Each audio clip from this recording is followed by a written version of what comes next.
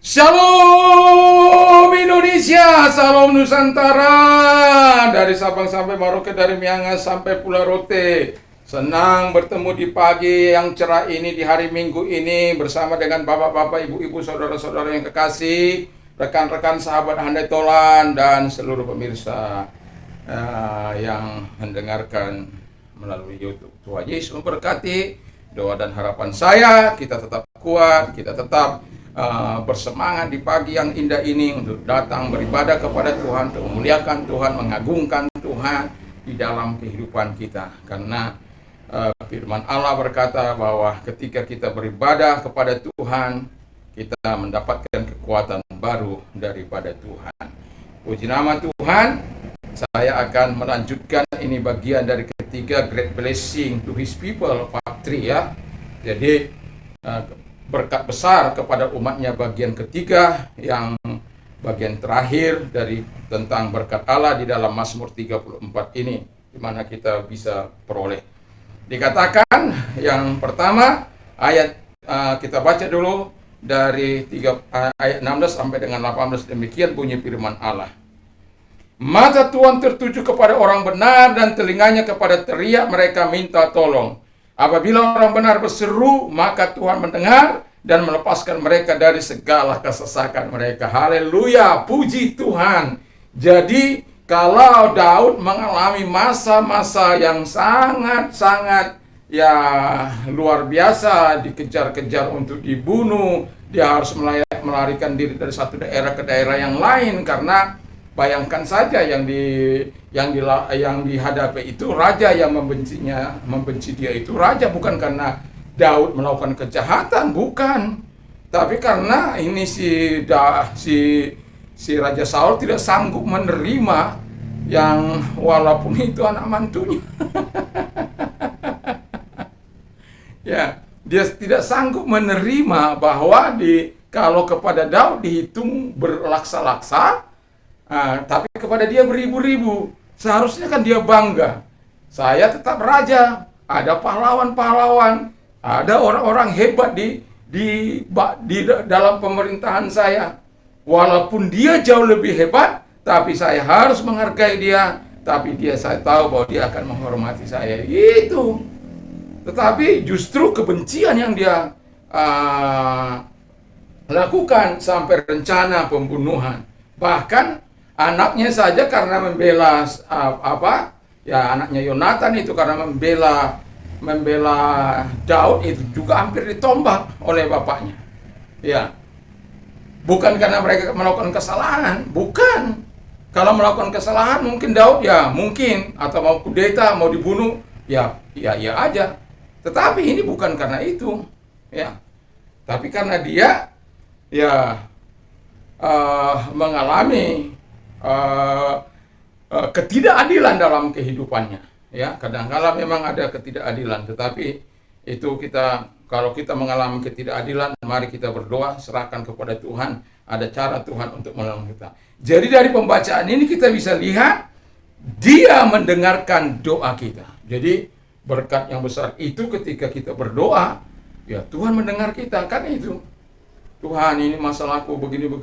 Oh ya, aku selesaikan. Haleluya, kan begitu. Oh Tuhan, aku kurang dana ini. Ya sudah, aku supply. Tuhan, tiba-tiba seseorang dalam nama Yesus. Ya. Jadi Tuhan menyediakan semuanya. Tuhan menolong, memberkati semuanya. Jadi nggak ada yang tidak mungkin. Semuanya mungkin bagi orang-orang yang tidak percaya. Saya masih ingat ketika kami mau beli tanah, walaupun tetapi udah kita minta nggak dikasih, ya sudah, berarti nggak berkat kita, kan gitu. Ada saatnya kita nggak dijawab, tapi ada saatnya kita meminta dijawab gitu. Ya. Seperti saya pernah katakan, dalam 5 tahun Tuhan menyediakan di 4 penjuru mata angin, dalam 6 tersedia dan Tuhan sediakan. Tapi ada saatnya di mana saya berdoa juga tidak dijawab. Yang mau saya katakan adalah mata Tuhan itu tertuju kepada orang-orang benar. Jadi dia tidak abai. The eyes of the Lord are in every place, beholding the wicked and the good. Mata Tuhan ada di segala tempat untuk melihat orang yang berbuat baik atau jahat. Jadi dia tahu persis situasi dan kondisi kita. Karena jawaban doa, ya segera, ya, atau mujizat bisa terjadi dalam hidup atau ditunda dalam kehidupan kita. Ya, bisa ditunda. Oh, ini belum Simon, ini belum, ini tidak, ya. Oh, kalau ini cocok ini. Jadi, ya, mata Tuhan dan telinganya mendengar. Apa? Kalau kita datang kepada Tuhan, kita nggak percaya bahwa Tuhan mendengar, ya nggak usah berdoa. Tapi banyak orang karena terpaksa dan dipaksa harus berdoa. Tidak lahir dari persekutuan yang indah, dari persahabatan yang saling membutuhkan dengan Tuhan. Memang Tuhan ya menciptakan kita kan ada tujuannya, bukan tanpa tujuan supaya kita memuliakan Dia, kita meninggikan Dia. Apapun yang kita perbuat dalam nama Dia. Kan itu. Nggak mungkin kita diciptakan ke dalam dunia ini tanpa tujuan. Orang pasti juga ada tujuannya, kata firman Allah. Untuk dihancurkan, dibinasakan, kata firman Allah. Tapi tujuan Allah sebenarnya bukan itu. Tapi karena mereka mengikuti. Nah, dari sini yang mau saya katakan adalah Tuhan peduli terhadap kesusahanmu, dan ketika engkau mengalami masalah, persoalan dalam hidupmu, apa yang kau lakukan? Berdoakah, berpuasakah, atau menyampaikannya kepada Tuhan dengan doa dan puasa? Yakin dan percayalah, Tuhan akan menyatakan kebaikanmu. Saya sudah mengatakan setiap kali sakit, mulai dari 1 Maret 1980 sampai hari ini. Kalau beberapa hari yang lalu saya katakan begitu sakitnya ketika saya berdiri di tempat ini, dalam waktu yang sangat berputar-putar perut saya. Apakah saya hanya bilang Tuhan sakit, sampai Dia tidak bisa membuat saya melakukan apa-apa. Ya kalau saya berbaring agak enak, tapi saya terus berdoa dan supaya Tuhan menyembuhkan. Ya, karena saya tahu bahwa Tuhan adalah tabib dari segala tabib, dokter dari segala dokter. Puji nama Tuhan. Jadi yang kedua dikatakan Dia melepaskan kita dari kemalangan kita. 34 ya. Ayat 20. Demikian bunyi firman Allah. Kemalangan orang benar banyak, tetapi Tuhan melepaskan dia dari semuanya itu. Haleluya. Jadi bukan berarti ketika engkau benar, bukan berarti kemalangan gak ada dalam hidupmu, bukan berarti kau berjalan di jalan tol, bukan. Tapi katakan, saya senang kemalangan orang banyak itu banyak. Dan saya sering katakan, ketika kita orang benar menghadapi masalah kita, menghadapi persoalan kita, dan ada kesulitan yang kita alami, sebenarnya kalau kita menyadari itu kesempatan Allah untuk menunjukkan kekuatannya, mujizatnya. Tapi kadangkala kita tidak bisa sampai melihat hal itu karena kita hanya melihat hal yang remeh-temeh. Kita tidak melihat di balik semua itu ada rencana Tuhan, ada kebaikan Tuhan, ada kemurahan Tuhan. Sama dengan seringkali saya katakan pemilik Holiday Inn di masa kesesakan, dia harus di PHK, lalu kemudian dia membangun kos-kosan dari kos-kosan, akhirnya menjadi hotel, hotel menjadi bukan hanya tapi hampir di seluruh dunia dia memilikinya.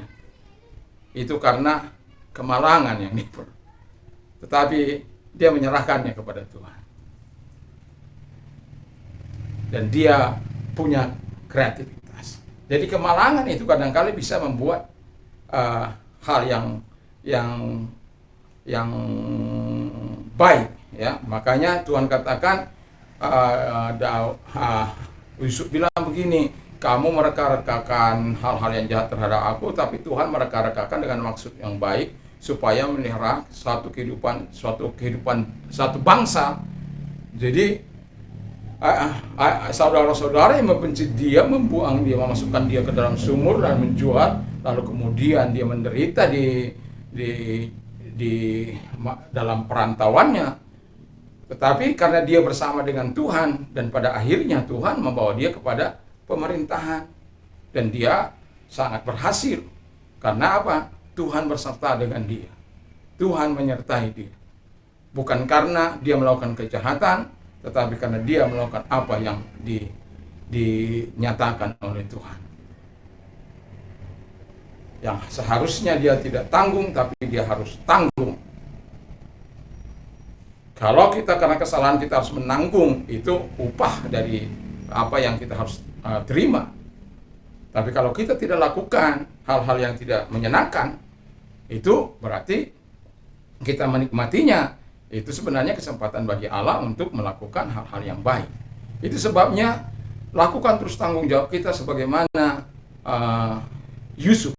Dalam situasi apapun, dia terus melakukan tanggung jawab di mana saja.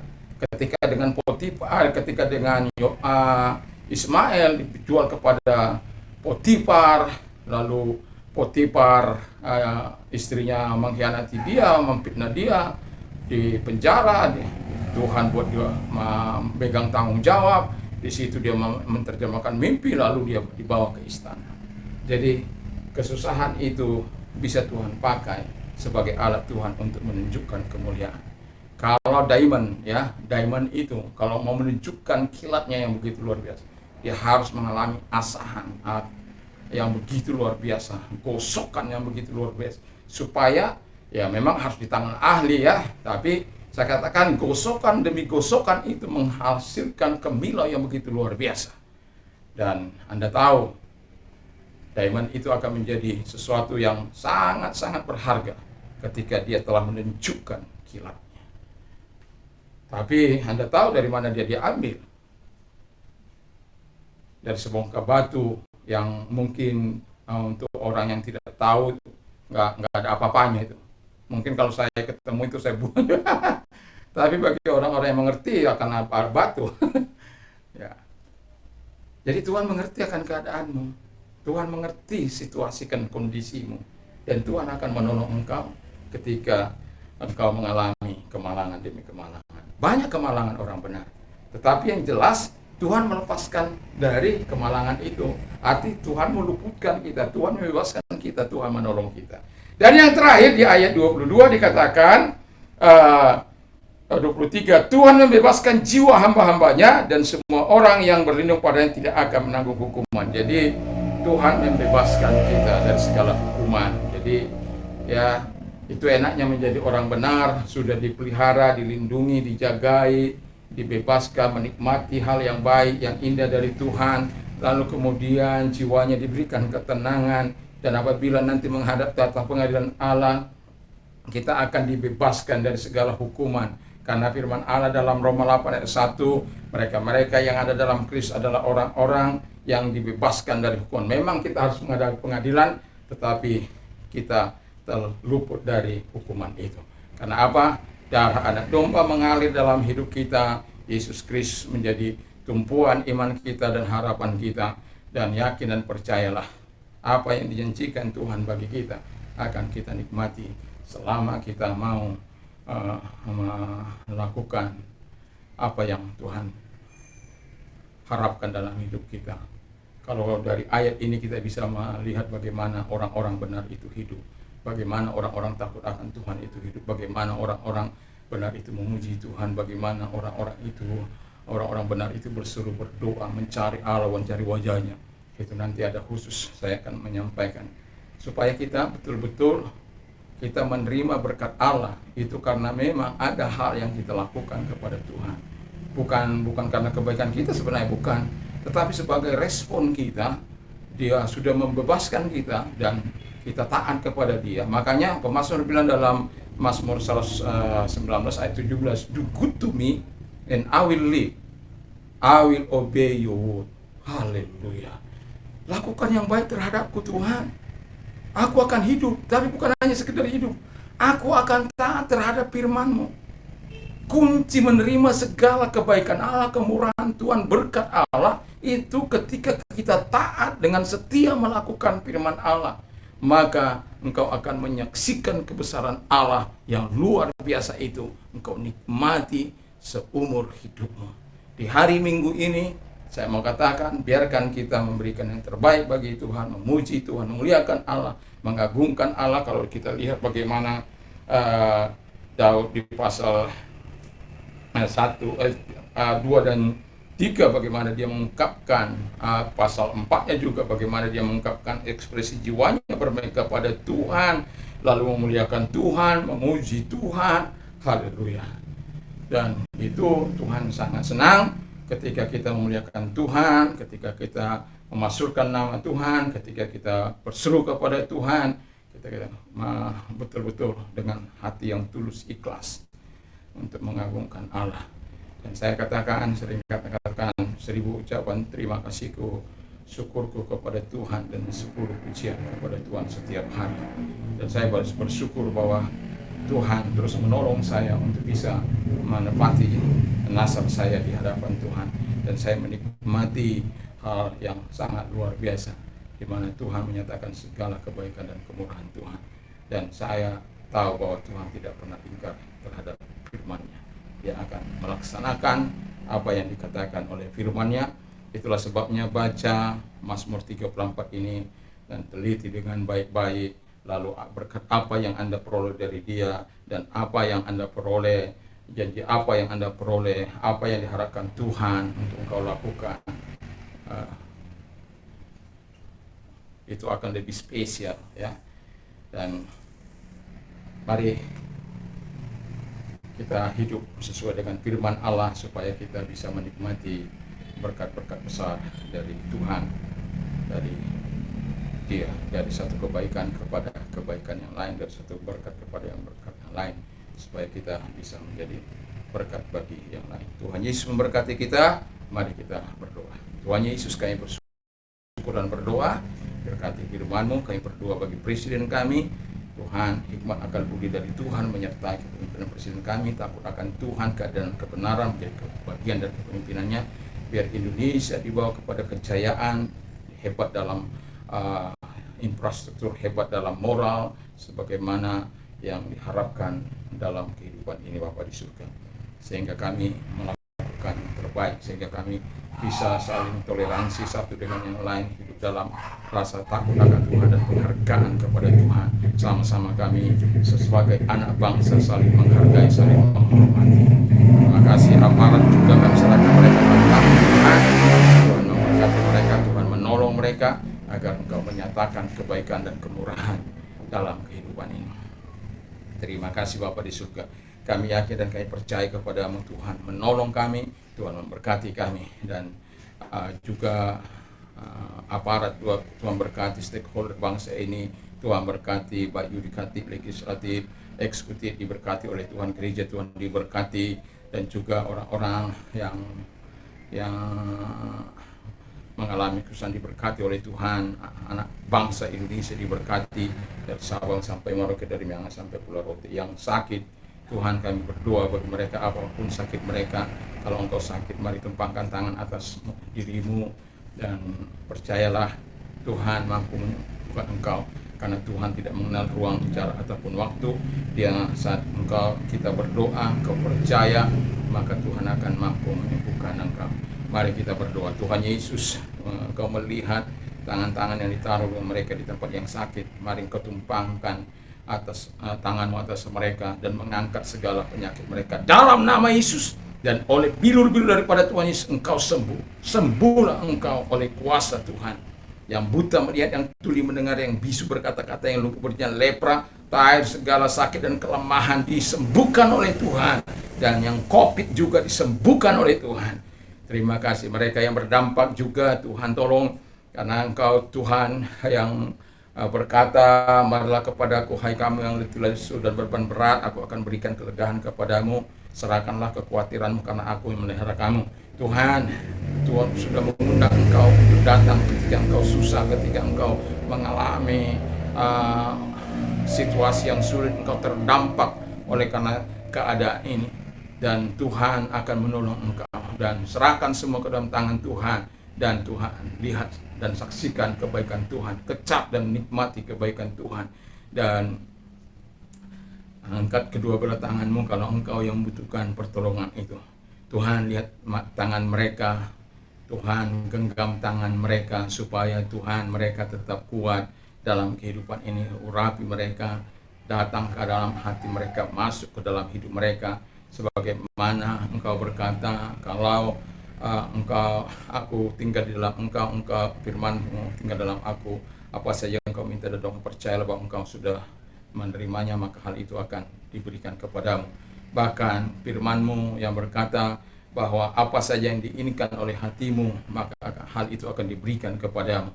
Tuhan, kami percaya kepadamu, kami percaya bahwa Engkau yang akan menolong mereka, mengeluarkan mereka dari segala kesusahan mereka, sesuai dengan kebutuhan yang mereka butuhkan di dalam nama Tuhan Yesus Kristus.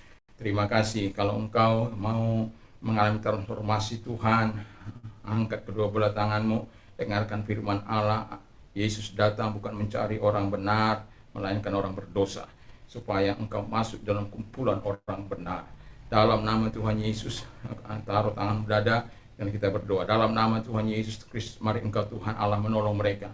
Harapan kami Engkau berjumpa dengan mereka, Engkau mengubah hidup mereka, hingga mereka mengalami transformasi dari Tuhan, hingga hidup mereka, kehidupan Kristus ada dalam kehidupan mereka. Mereka menjadi ciptaan baru dalam Kristus. Yang lama sudah berlalu, sesungguhnya yang baru sudah datang, yaitu Yesus dalam hati mereka, Roh Kudus dalam hidup mereka, sehingga mereka melakukan apa yang menyenangkan hati Tuhan dan menjauhi apa yang tidak Kau kehendaki dalam kehidupan mereka. Terima kasih, sama seperti Engkau berjumpa dengan Saulus, berjumpa juga dengan mereka.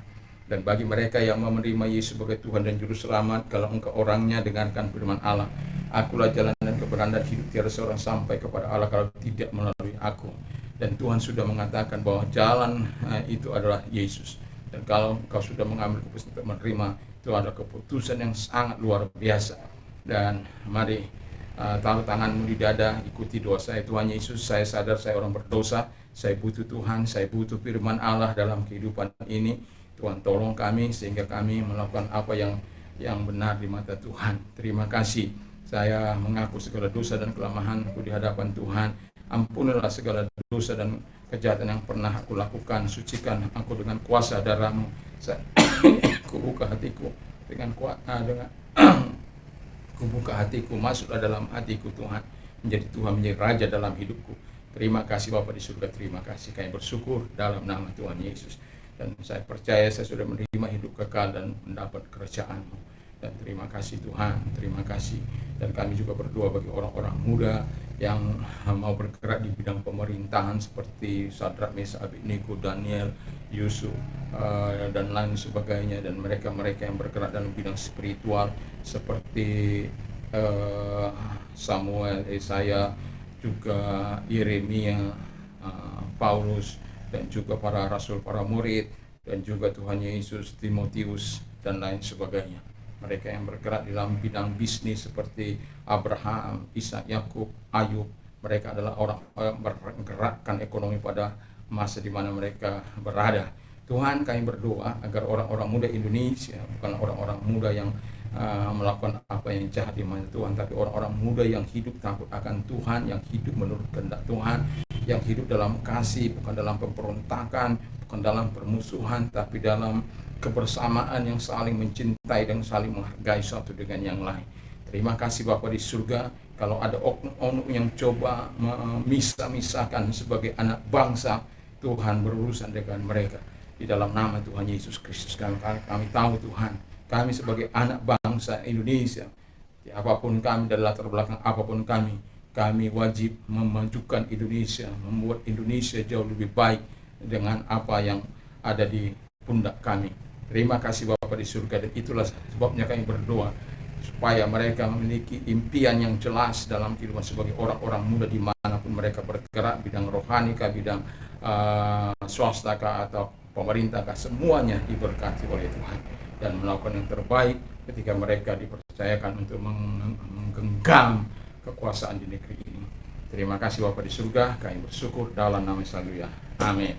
Tuhan memberkati kita, dan biarkan Tuhan menolong kita, dan biarkan Tuhan menyatakan kebaikannya kepada kita, dan biarkan Tuhan menyatakan kemuliaannya dalam kehidupan kita. Bagi Anda yang sudah menerima Yesus sebagai Tuhan dan Juru Selamat, biarkan Kau bertumbuh terus dalam kasih Tuhan.